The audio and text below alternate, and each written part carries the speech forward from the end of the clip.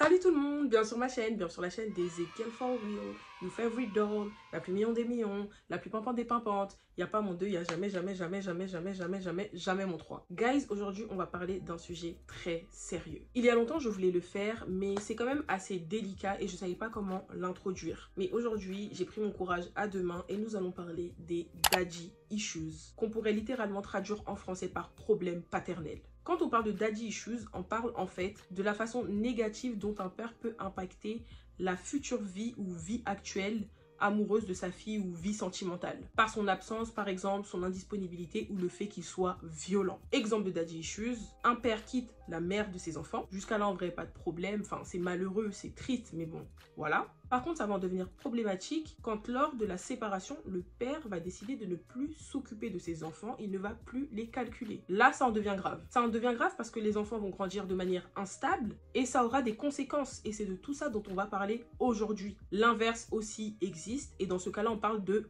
mommy issues. Exemple de mommy issues, un jeune homme, un garçon qui est abandonné par sa maman ou qui est battu, qui va grandir avec des traumas, des insécurités, des troubles du comportement et qui en conséquent va se jeter dans les bras de la première venue pour combler ce manque d'amour. Ça c'est un exemple parmi tant d'autres, hein. Ça peut être l'inverse et plus tard il pourra vouloir se venger des femmes étant donné que sa mère, donc la première figure féminine qu'il a connue, a décidé de l'abandonner, de le battre ou autre. Par contre, gros disclaimer, cette vidéo n'a pas pour but de dénigrer, de véhiculer de la haine, mais juste de sensibiliser. Parce que parfois les conséquences sont lourdes et on ne s'en rend pas compte. Nous sommes les parents de demain, pour certains les parents d'aujourd'hui.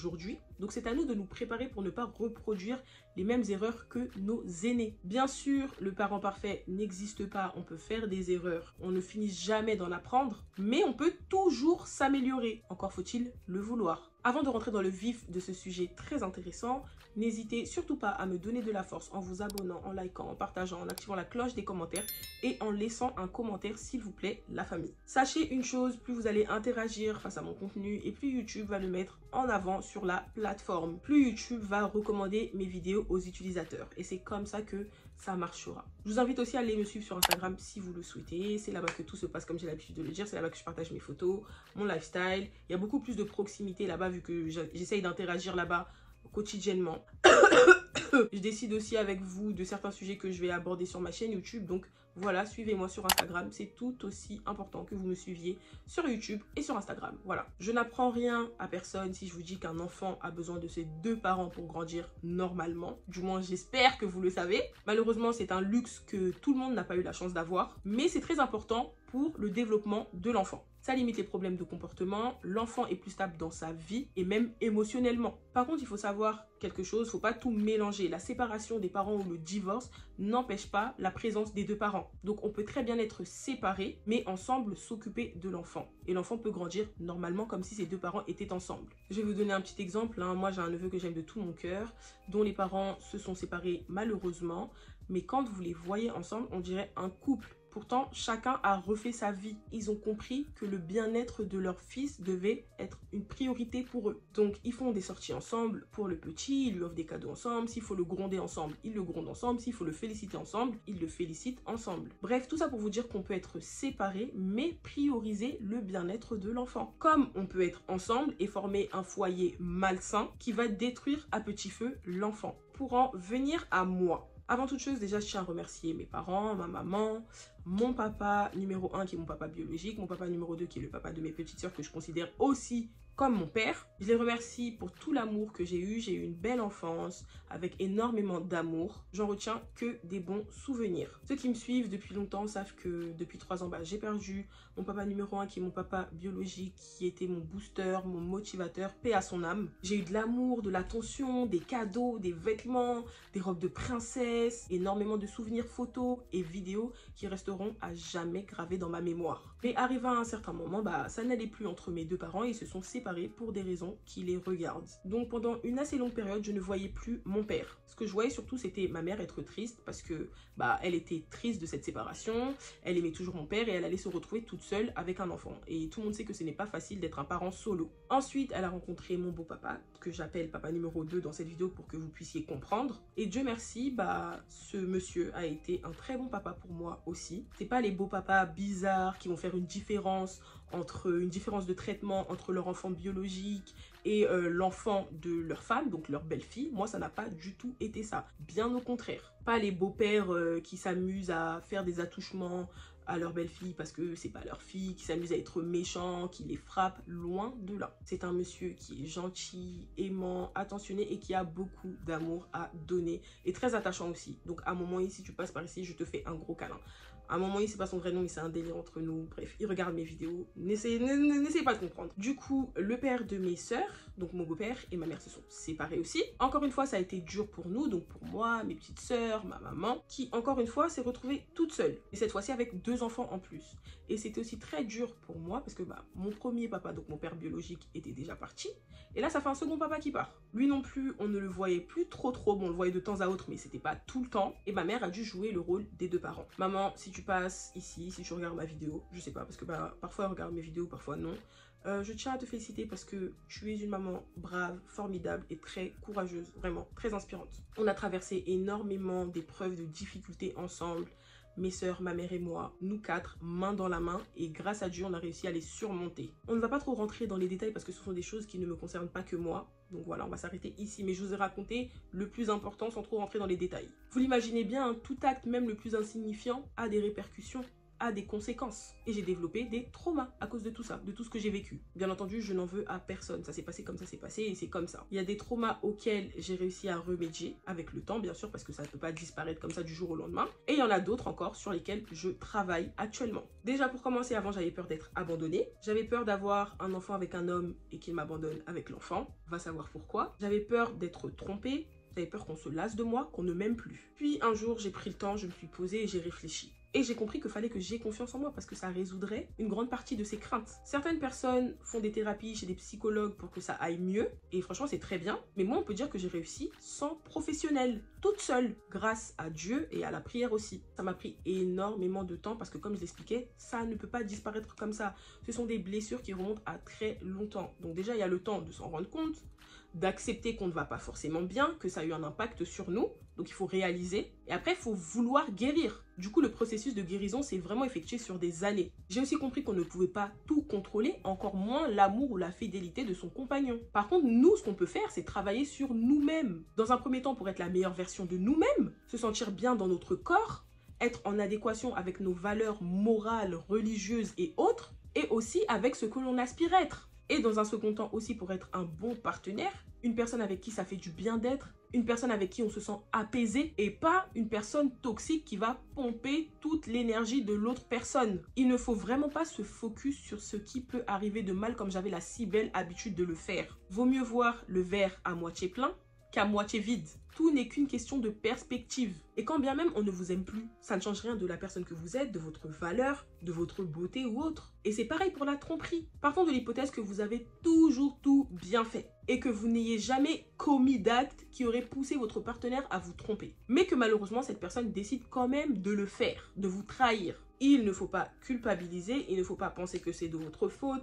que vous êtes de la merde, que vous êtes nul. C'est juste l'autre personne qui n'a pas su vous respecter, qui n'a pas su voir votre valeur. Quand bien même vous auriez été la meilleure femme ou le meilleur mari, si cette personne avait en tête de vous tromper, elle le ferait quand même. Même si vous étiez le best des bestes ou la best des bestes. Et franchement, depuis que j'ai compris tout ça, j'ai arrêté de réfléchir pour rien, me poser des questions pour rien. Surtout quand la situation n'est jamais arrivée. Pourquoi auto-saboter sa relation? Pourquoi laisser notre passé, les mauvaises choses de notre passé, avoir autant d'impact, autant de pouvoir sur notre présent et sur notre futur? Ce n'est pas parce que vous avez été abandonné, ou que vous n'avez pas été aimé, vous avez été battu par l'un de vos parents, que forcément votre partenaire le fera. Et il ne faut surtout pas faire payer aux autres des choses pour lesquelles ils ne sont pas responsables. Au début de ma relation avec le petit mignon, pour ceux qui le connaissent, j'étais pas du tout guérie. Je pense que j'avais même pas conscience que j'étais blessée intérieurement, que j'avais des traumas. Pour être honnête avec vous, il en payait un peu les frais. Un peu beaucoup. Moi, dans ma tête, j'imaginais déjà comment est-ce qu'il allait me tromper, comment est-ce qu'il allait me tège, comment est-ce qu'il allait m'abandonner avec nos futurs enfants, sans compter le fait aussi que je n'avais pas du tout confiance en moi, que j'avais énormément d'insécurité. Donc tout ça là, ça n'aidait pas. Parfois, je me faisais des scénarios toute seule. Ensuite, je pète un câble sur lui, donc lui il ne comprenait pas parce que la minute d'avant, on était en train de rigoler. Et vu qu'il n'est pas dans ma tête, bah il savait pas ce qui s'était passé. Et comme je voulais pas non plus lui raconter mon vécu, bah parfois il se disait mais qu'est-ce qui lui arrive? Donc pour m'autoprotéger, je trouvais ça plus judicieux de saboter la relation qui n'avait pas réellement commencé que de la vivre. Dans ma tête, je me disais, si je gâte tout, si je gâche tout, est-ce qu'il pourra me faire du mal? Ben non, vu que j'aurais tout gâché. Donc, gâchons tout. Et un jour, j'ai bien réfléchi. Enfin, c'est pas arrivé un jour comme ça, mais voilà, sur une longue période, j'ai réfléchi et je me suis dit, Ezekiel, il faut lâcher prise. Tu ne peux pas tout contrôler. Si le gars ne veut pas être sérieux, peut-être qu'au début, bah, tu pourras percevoir des red flags ou pas, parce qu'il y a des gens qui cachent très bien leur jeu, comme je l'expliquais dans ma vidéo, comment savoir si le gars est un fuckboy, que je vous invite à aller regarder, si ce n'est pas encore fait. Donc, ma chérie, vis ta chose, vis ta relation, essaye de te comporter le mieux possible. Et si il merde, s'il gâche tout, bah, c'est lui qui perd. Parce que toi, tu auras tout bien fait, justement. Donc, à partir de ce moment, j'ai décidé de ne plus auto-saboter les choses. Bien sûr, après, il y a certains trucs du passé qui peuvent revenir, etc. Mais je me pose, je réfléchis et je me dis qu'en fait, bah, c'est pas à lui de payer pour ce qu'il n'a pas fait. Et actuellement, je suis toujours dans ce mindset. Positif, positif, positif. Rien que du positif. Même si par moment, il peut y avoir des gros doutes, des grosses remises en question, c'est normal. Aucune relation n'est parfaite. Ça ne peut pas toujours être tout rose. Du coup, là, je vais vous parler des choses sur lesquelles je travaille encore parce que, bien sûr, tout ne peut pas disparaître du jour au lendemain. On va pas trop rentrer dans les détails parce que, bah, en tant que créatrice de contenu, j'ai quand même le droit à mon jardin secret, même si je vous raconte des choses. Faut savoir déjà que cette année a été une année spéciale pour moi. On en parlera un peu plus tard, pas tout de suite, pas dans cette vidéo. Grâce à cette année, bah, j'ai réussi à comprendre que je voulais tout contrôler, comme je l'expliquais. Que ce soit mon apparence, mon image, ma vie, l'ordre de succession de certains événements dans ma vie professionnelle, mon parcours. Je voulais que tout soit parfait, que tout se déroule comme je l'avais imaginé. Mais ce n'est pas possible. La perfection n'existe pas. Et aussi, vivre avec une maman solo m'a appris très jeune à me débrouiller toute seule. Déjà, ça a commencé par aider à la maison, faire à manger, s'occuper de ses petites sœurs de temps à autre. Avant mes 18 ans aussi, bah, je coiffais, je maquillais pour me faire des sous. Dès mes 19 ans, j'ai commencé à travailler, j'ai eu mon premier job étudiant, donc j'ai pu commencer à payer mon pass Navigo, mon abonnement téléphonique, j'ai acheté mon premier iPhone toute seule. Enfin, j'avais déjà eu des iPhones, mais c'était mon père et mon frère qui me les avaient offerts. L'argent que je gagnais me permettait aussi de m'acheter des vêtements, tout ce qui était soins capillaires, soins de la peau, make-up, petites sorties, des extras. Et bien évidemment, ça m'a permis de donner un coup de pouce à ma maman, que ce soit pour le loyer, pour les courses, et faire aussi plaisir à mes sœurs de temps à autre. Et aussi, j'oubliais un peu plus tard de payer moi-même mon école de commerce. Ça peut paraître normal ou anodin, je sais pas ce que vous en pensez, mais il faut savoir qu'il y a des personnes qui, à cet âge-là, on va dire entre guillemets, c'est pas négatif, dépendent encore de leurs parents. Genre, leurs parents s'occupent d'eux jusqu'à un certain âge. Et tout ça m'a emmené à avoir un comportement qui est tout à fait normal, comme je suis en train d'expliquer, mais aussi toxique. C'est-à-dire tout faire sans jamais demander d'aide. Parce que je pensais que demander de l'aide, bah, c'était quelque chose de faible. Tout faire aussi sans déléguer. Parce que bah, j'avais été habituée à faire des choses toute seule, très vite. Je vais vous dire la vérité, j'ai toujours un peu de mal à déléguer, à demander de l'aide aussi. Mais je le fais, j'ai moins peur de le faire. Parce que comme on dit chez nous, ce sont les deux mains qui se lavent. Ça veut dire que pour laver cette main, tu peux pas laver tout seul. Tu es obligé de frotter avec l'autre main. Donc, c'est les deux qui vont ensemble. On peut pas tout faire tout seul. Souvent, on a besoin d'aide. Par contre, je ne demande pas de l'aide à n'importe qui. Je ne demande que de l'aide à des personnes de confiance. Pas des personnes qui vont me rappeler plus tard qu'elles m'avaient aidé. Donc, petit à petit, j'apprends. J'apprends à demander de l'aide. Tout en gardant ce côté débrouillard. Ça, on ne pourra pas me l'enlever jamais. Parce que souvent, on est mieux servi que par soi-même. Il faut un juste équilibre. Il y a aussi un autre proverbe qui dit « La main qui te nourrit peut aussi t'affamer ». Donc, si tu dépends à 100% des gens, il y a un jour où ils vont te dire « Non, je ne t'aide pas ». Et là, tu te retrouves dans la merde. Donc là, on arrive presque à la fin de cette vidéo. Et si je l'ai faite, je pense que vous avez compris. C'est pour faire de la sensibilisation. C'est pour faire comprendre aux parents et même aux futurs parents que même les actes les plus anodins peuvent avoir des conséquences négatives ou positives. Un parent qui est très affectueux avec son enfant, qui est aimant, poussera cet enfant à l'être aussi, sans forcément s'en rendre compte. Comme un parent violent, méchant, influencera son fils ou sa fille à être méchant, à être violent comme lui. L'enfant pourra reproduire la même chose plus tard. Ce n'est pas une obligation, mais il y a plus de chances que cet enfant reproduise ce qu'il a vu. Un père qui abandonne sa fille, même s'il ne s'en rend pas compte tout de suite, peut pousser cette fille-là à sortir avec des hommes plus âgés, parfois malsains, pour combler ce manque d'amour et d'affection. Et justement, certains enfants, filles comme garçons, peuvent mal tourner à cause du manque d'affection, à cause du rejet, à cause de l'abandon, à cause de la violence. Il y en a qui vont aller vendre de la farine, d'autres se prostituer, d'autres être en dépression, avoir des pensées vous connaissez la fin du mot. Donc voilà, il faut vraiment faire attention avec les actes que l'on pose. Et aussi, autre chose à savoir, nous ne réagissons pas tous de la même manière face à ce genre de situation. Il y a certains qui vont réussir à prendre le dessus, à rester fort, à rester debout malgré tout ce qui leur est arrivé. Et il y en a d'autres qui vont se laisser submerger par ce trop-plein d'émotions, ce trop-plein de blessures. Et je ne juge personne. Je connais quelqu'un que le papa a abandonné seul avec la maman et les frères et sœurs. Ok, tu veux plus être avec la maman, il n'y a pas de souci, on peut pas forcer l'amour. Mais tu peux pas partir sans t'occuper de tes enfants. Tu peux pas partir sans prendre des nouvelles de tes enfants.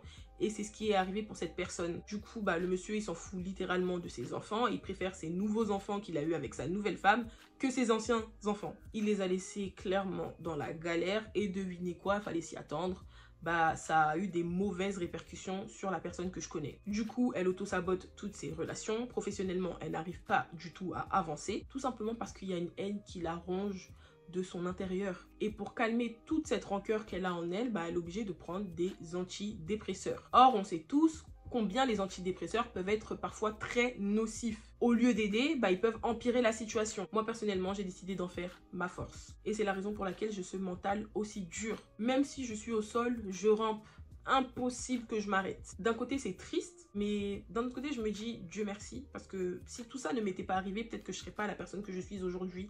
Je ne serais pas cette personne si forte, si vaillante, si courageuse. Je ne serais peut-être pas cette personne joviale, avec une énergie débordante, qui a envie de donner beaucoup d'amour. Je ne serais peut-être pas cette personne qui a la détermination de réussir coûte que coûte. Et toutes ces choses que je viens de citer, je tire ça de cette part d'ombre, de mon histoire, de mes blessures, de mon passé. Je ne veux pas rester blessée à vie, je ne veux pas transmettre ça à mes enfants, je ne veux pas faire subir toutes mes émotions, toutes mes humeurs liées à tout cela à mon entourage. Comme quoi, de l'ombre peut naître la lumière. Ce n'est pas parce qu'il fait nuit que le soleil ne se lèvera pas. Donc, j'encourage toutes ces personnes blessées, toutes ces personnes qui souffrent actuellement à parler à des personnes de confiance qui pourraient vous écouter et vous conseiller. J'ai bien dit des personnes de confiance, pas n'importe qui. Et si vous n'avez pas de personnes à qui parler, des personnes de confiance, tournez-vous vers des professionnels de la santé mentale ou de la psychologie. Je vous recommande aussi de vous rapprocher de Dieu, d'avoir la foi et aussi de lui confier tout ce qui vous fait mal.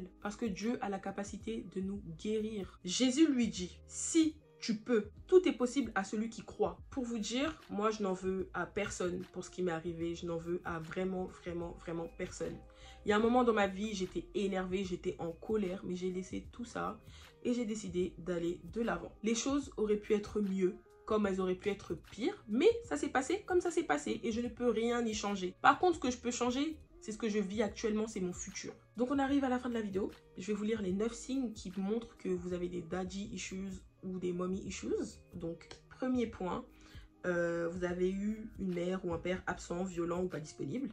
2, vous avez des attachements anxieux. 3, vous avez peur d'être vulnérable. 4, vous utilisez le sexe pour vous sentir aimé. 5, vous avez des problèmes de confiance. 6, vous choisissez des partenaires malsains. 7, vous avez du mal à fixer des limites. 8, vous mettez votre partenaire sur un piédestal.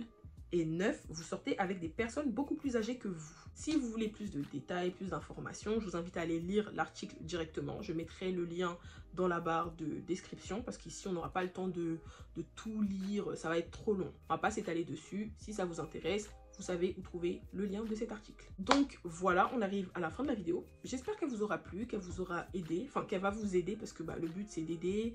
C'est de sensibiliser, c'est de donner des conseils, c'est de faire en sorte aussi que les personnes qui me suivent, les gens de ma communauté se sentent bien et voilà. J'espère que ça vous a plu, n'hésitez surtout pas à vous abonner, liker, partager, activer la cloche des notifications et laisser un commentaire. J'insiste sur le fait qu'il faille que vous interagissiez avec mon contenu. Plus vous allez le faire, plus mes vidéos seront mises en avant, plus j'aurai de la visibilité, voilà. C'est tout ce que je vous demande, rien de plus. Je vous fais de gros bisous et on se dit à la semaine prochaine.